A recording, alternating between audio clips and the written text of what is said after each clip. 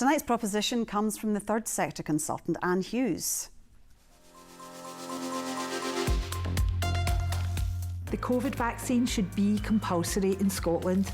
With more than 500,000 positive cases, over 10,500 Scots dead, and the profound negative effect on our mental health and well-being, it's time for the decision to work towards the safety of our whole society to be taken out of our hands. Compassionate and responsible governments have a duty to protect their people, even when they choose not to protect themselves. A society is not just a group of people who live together, it is a group of people who care for each other.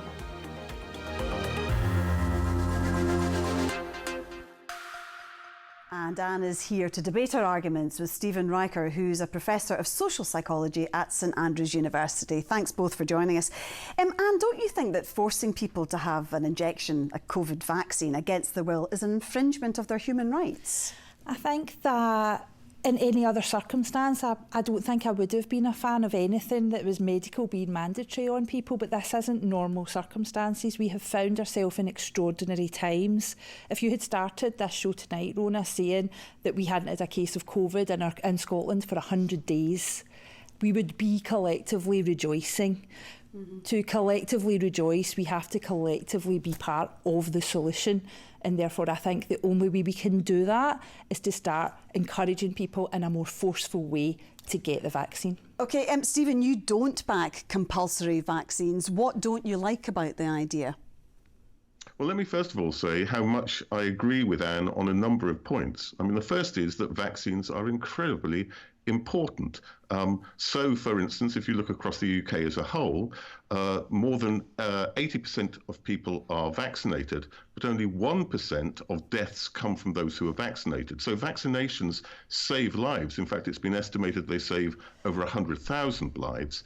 Secondly, she's entirely right. The point about vaccination is it not only protects ourselves, but it protects others.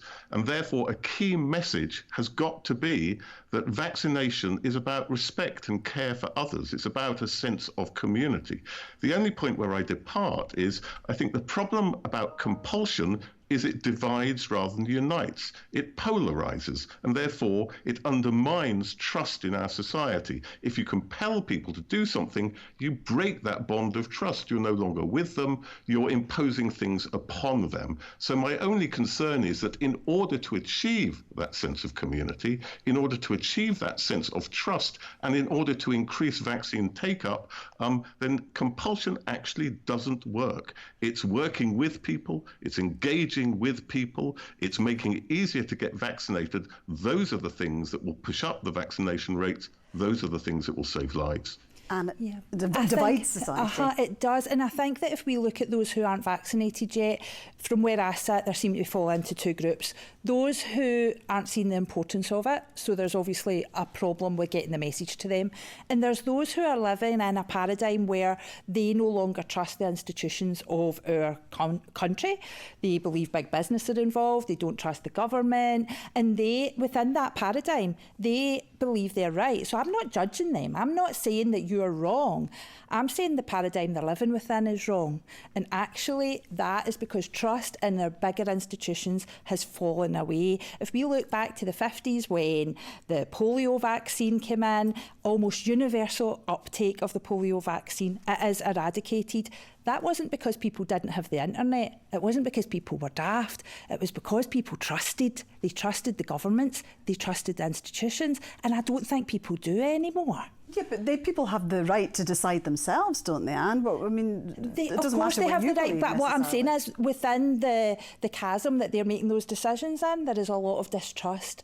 This isn't something I can solve by arguing with somebody in the pub or over the internet, as more commonly these days. This is something that has to be fixed on a cultural level. Right, so you're saying they can't be persuaded, so therefore it has to be compulsory? Perhaps. I'm not strictly saying that they can't be persuaded. I think they can if we can just start to own, the government and the bigger institutions can start to own the mistakes that they have made. But as things stand, do you think they should be made to take them? I think they are acting against their own self-interest, so yeah, we need to act in their interest for them. Stephen, what's your response to Anne's argument there?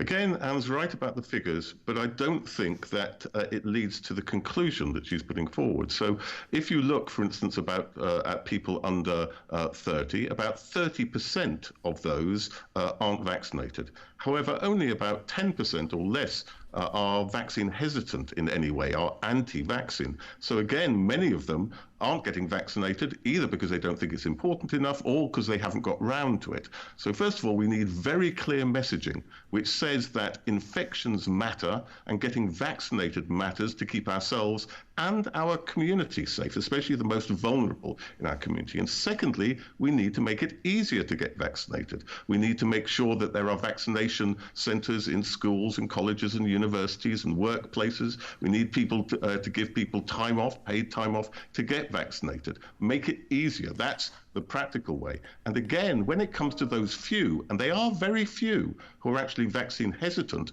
actually the reason why they're vaccine hesitant is in many ways because precisely they lack trust. They lack trust in the information. So the question is, how do you rebuild that trust? And imposing upon people doesn't impose that trust. And the difficulty is, if you try and make vaccines compulsory, precisely because vaccination isn't something public, you then need to have things like ID cards, you have to have stop and search, you have to get people checked. And we see what stop and search does in the relationship, say, with the black community. It undermines that relationship. It undermines trust. So if trust is important, and both of us agree that it's important, then compulsion is in many ways the worst thing to do. It alienates people precisely at the point when you need to engage with them.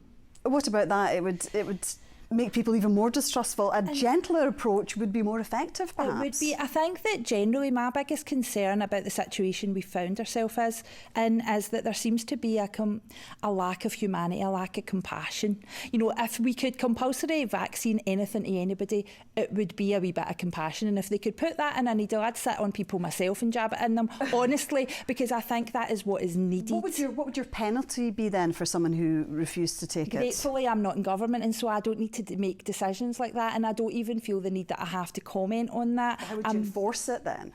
Well, do you know, people talk about how there is big business is going to be watching them, they're putting something in their blood and all that, and yet within 2 weeks you'll need to show that you're double vaxxed to get in anywhere. People are getting pinged all the time. More data is saved on us now. If we had universal uptake of this vaccine, we wouldn't need travel passports. We would all just go about because everybody in the UK was vaccinated. I mean, Stephen, we are living in extraordinary times. This is an unprecedented situation. For the greater good, perhaps, should we not make this compulsory?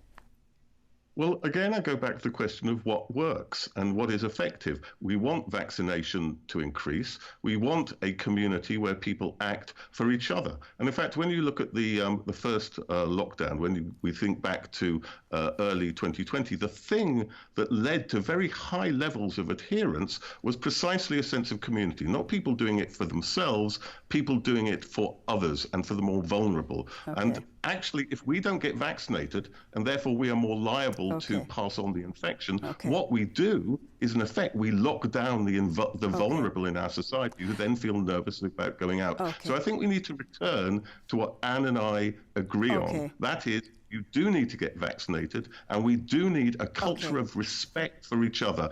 And my only point would be, I don't think that's achieved through compulsion. OK, and we'll have to leave it there, but thank you both very much indeed for joining us.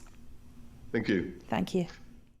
And that's all from Scotland Tonight. I'll be here tomorrow at 7:30. Until then, tributes have been paid to the actor Willie Garson, who's died at the age of 50.